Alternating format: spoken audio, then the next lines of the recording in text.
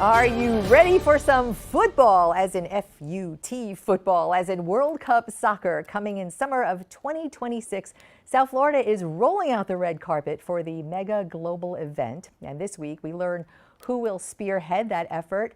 FIFA Miami World Cup Host Committee co-chair Rodney Barreto is right here. Is this your first television interview? As co-chair of... Oh, yes, it is. Yeah, I know. You've been on TV because let's see what hats you... Thank you. Yeah. Glenna, no D. Yeah, got it. I know it's a tough one, not the good witch. Right. So, okay, co-chair of the World Cup, co-chair of the Super Bowl host committee, FWC commissioner, chairman. Yep. Do you have time to do this? I do, and actually I'm going to a wedding down in Colorado after this. Yeah, watch the weather on that one. I will. But so this is exciting South Florida is suddenly the soccer epicenter of the world. Thank you, Inter Miami, I suppose. And yeah, and a big hat off to Beckham and Moss for bringing Messi in, because that has really upped the game. Do you know February this week of 2013 is when that started, more than a decade ago. So how are you rolling out the red carpet? What does this mean to South Florida? Well, first of all, kudos to Mayor Cava, who really went after this and brought it to our community. So it's going to be a phenomenal event. You know, unlike a Super Bowl, which is a one-day activity, this is going to be over 5 weeks. And actually today at 3 o'clock, FIFA is going to be announcing what cities are going to be, what kind of games the cities are going to get. So as the co-chair, do you have inside information? Let's break some news right here. No, we don't. You don't even know. I wish we did, but it's been a top secret. But you know what? FIFA, I got to give FIFA credit. They have made a real commitment to North America. They took office space in Coral Gables. They took 40,000 people. They're moving their whole legal division from Switzerland to Coral Gables. In fact, I was talking to the lawyers you just had on. They're getting emails. They're looking for lawyers to hire. So people, obviously, there's a lot of activity. We're making connections here today too. Who knew? Yeah. Right. So, but it's exciting. I mean, listen, Miami is not the hottest city in America. It's the hottest city in the world. Everybody wants to be here. We are a brand here. Yes. Will, Super Bowl, to your point, is one day, and we know what goes into that. This kind of multi-event, multi-location, being that we are a region, does Broward, does Monroe see any of these benefits? Oh, absolutely, absolutely. And you know what the convenience of South Florida is, because we have Dade, Broward, and Palm Beach international airports to get into. So it allows people to get into the region quite easily. And on top of that, we have 130,000 hotel rooms that are available. What is the expectation of numbers? Have you crunched the numbers yet? You know, we really haven't. And I think that's going to depend on what teams are going to be here. Yeah. But it's exciting. A lot of people are talking about it. Us people who watch regular American football and are used to calling it soccer.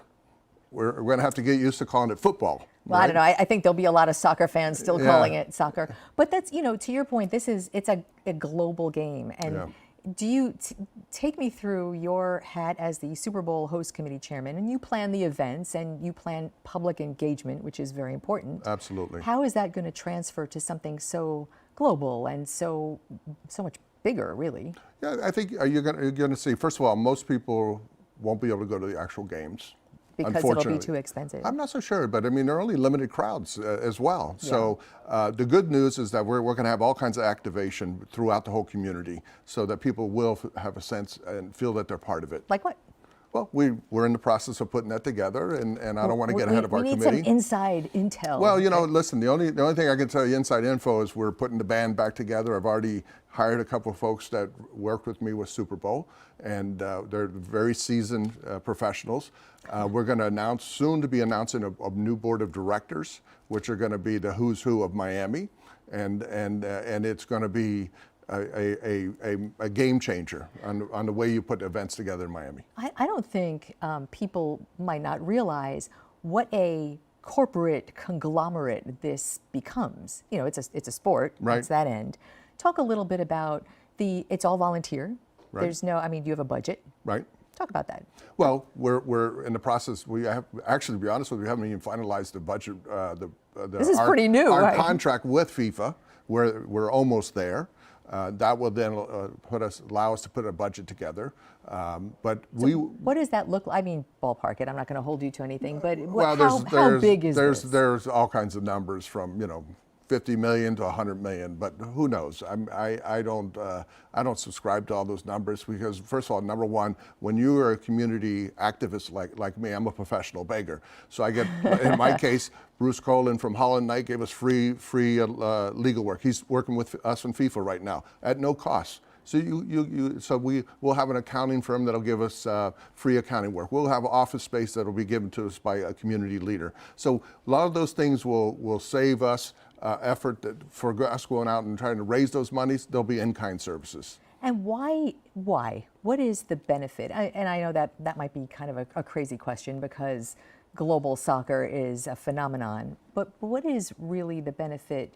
Talk to, the people in Coral Springs or Opa-locka who aren't going to be at the game, who really don't like soccer much. Talk to them and say why.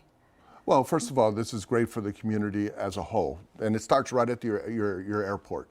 People have to fly in. They're going to have to get a car, either Uber, Lyft, or rent a car. They're going to have a hotel room. They're going to go out to your restaurants or go to your shopping malls, go to your beaches. So you can see the multiplying effect that these things do. And when we last had Super Bowl here in 2020, the best Super Bowl in history, weren't able to take a victory lap because of COVID. The world shut down. Oh, that's right. We were north of $500 million impact to this community. And it just has a huge effect.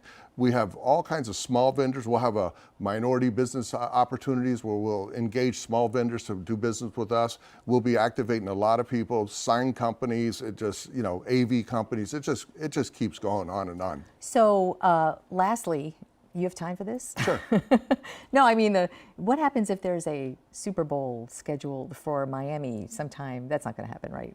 No, well, it's funny, when I talked to the mayor, one of my caveats of volunteering to this was that if we got a Super Bowl, if we received a Super Bowl, that I would have to resign off this board. But no, we're not. I think our Super Bowl chances are 28, maybe 29, and we're pushing hard for that. So a lot of competition out there. A lot of competition. Sports is big business. Sports is big business. Unfortunately for Miami-Dade, we still hold the record. We have 11 Super Bowls in our community because we were way ahead of the curve. We knew Super Bowls were good for our community, good for our local business and our economy. Rodney Barreto, I know you have a wedding to get to in Key Largo. I wish the bride and groom sunny skies today. Yes. Thank you so much. Great seeing you. Thank you. Same.